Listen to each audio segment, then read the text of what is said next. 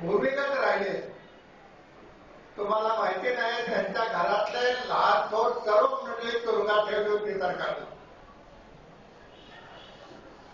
असं एक ध्येयवादी आणि देशासाठी अत्यंत कष्ट घेणारा स्वच्छ मनाचा स्वच्छ हाताचा असा निर्व्यक्ती माणूस ध्येयवादी माणूस असा मिळणार नाही. पण नाना पाटील आबासाहेब इराणी या जिल्ह्यामध्ये प्रतिसरकार स्थापन केलं. तुम्हा लोकांना स्वातंत्र्यपूर्व काळ माहिती नाही. आम्हा लोकांना पूर्वी इंग्रज सरकारच्या कारकिर्दीमध्ये आपला देश कसा होता आणि आता कसा आहे हे आम्हाला माहिती आहे. तुम्हा लोकांना माहिती नाही. तुमचा जन्म हे स्वातंत्र्यानंतर झालेला. स्वातंत्र्यपूर्व काळामध्ये शिक्षण नव्हतं, आर्थिक परिवर्तनाचा कार्यक्रम नव्हता, सारखी धरणं नव्हती, शेतीचं उत्पादन नीट नव्हतं. हायस्कूल तालुक्यात एक फक्त होतं. 7वीची परीक्षा देण्यासाठी सातारा मुलं जात असे. तितकी शिक्षणामध्ये अवस्था वाईट होती. स्वातंत्र्य मिळालं आणि आपल्या देशामध्ये खऱ्या अर्थानं सुधारण्याला सुरुवात झाली. आबासाहेब विरांच्या मोठपेट बोलायचं म्हटलं कैलासवासी यशवंतराव चव्हाण, लक्ष्मण शास्त्री जोशी, आबासाहेब वीर हे तसे राष्ट्र विचाराचे माणसं, पुरोगामी विचाराचे माणसं. सामान्य माणसासाठी काय झालं पाहिजे, गरिबासाठी काय झालं पाहिजे, मध्यमवर्गीयासाठी काय झालं पाहिजे असा विचार असणारे ही माणसं त्यांनी स्वातंत्र्य मिळाल्यानंतर देशामध्ये महाराष्ट्रामध्ये एक आर्थिक परिवर्तनाला शैक्षणिक काम करण्यास सुरुवात केली. आबासाहेब विरांनी हे कालच काढलं.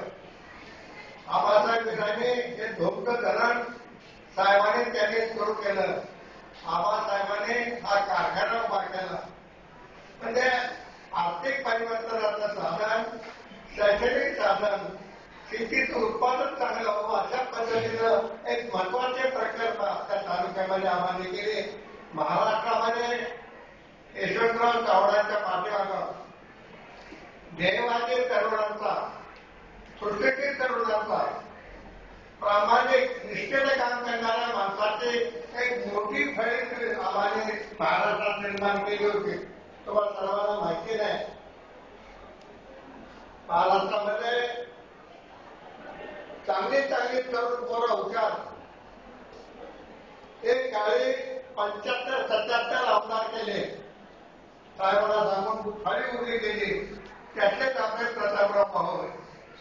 त्यावेळेला हे असे सर्व चांगली माणसं, तरुण पोरं, ध्येयवादी माणसं, की समाजाबद्दल आपल्याला काहीतरी कर्तव्य अशी माणसं त्यांनी साहेबांच्या पाठीमागे उभी केली आणि ते महाराष्ट्रामध्ये एक नवं चैतन्य निर्माण व्हावं अशा पद्धतीनं आबासाहेबांनी काम केलं. पुष्कळ सांगण्यासारखं आहे. आबा निर्व्यस्त होते. दुपारीचे खाण खायचे नव्हते. त्यांना लबाड व्यक्ती माणसं अवगत नव्हती. कार्यकर्ते जवळ जात नव्हते अशा माणसाला. अशा पद्धतीचं एक चांगला ध्येयवादी माणसाच्या नावानं तुम्ही स्वागत झाल्याबद्दल बरं वाटतं. तुम्ही आबांच्या विचाराचं जर आपण आचरण केलं तर तुमचं असं भविष्य खऱ्या अर्थानं चांगलं नाही. आबा हे बुद्धिप्रमाणेवादी होते. आबा हे अंधश्रद्धा मानत नव्हते. आबा सत्यनारायणाच्या फोटोला कधीच बोलत नव्हते. गेले तर तुमच्या कर्मचारी जापाला म्हणायचे. अशा पद्धतीचा एक विचार एक नवीन तरुण अंधश्रद्धा असावा असा माणसाचा विचार होता त्या विचाराचे पालन तुम्ही सगळ्यांनी चांगल्या पद्धतीने केलं तर आपला देश उभा राहील. आम्हाने आमच्यासारख्या कार्यकर्त्यांना पुष्कळ काम करण्याची संधी आम्हाने दिली. आम्हाला लबाड माणसं व्यस्ती माणसं आम्हाला आवडत नव्हती. चांगल्या पद्धतीनं कार्यकर्ते घडवण्याचं काम आम्हाला केले. विकासाचं सामाजिक परिवर्तनाचं काम आम्हाला ज्या पद्धतीने केलं त्याच पद्धतीने तो विचार करून विचाराला जागा घेऊन आपण समज करून मंडळीने एक विज्ञानवादी समाज निर्माण करण्यासाठी सर्वांनी प्रयत्न करावा. आजच्या स्पर्धेमध्ये आलेले विद्यार्थी त्यांचे विचार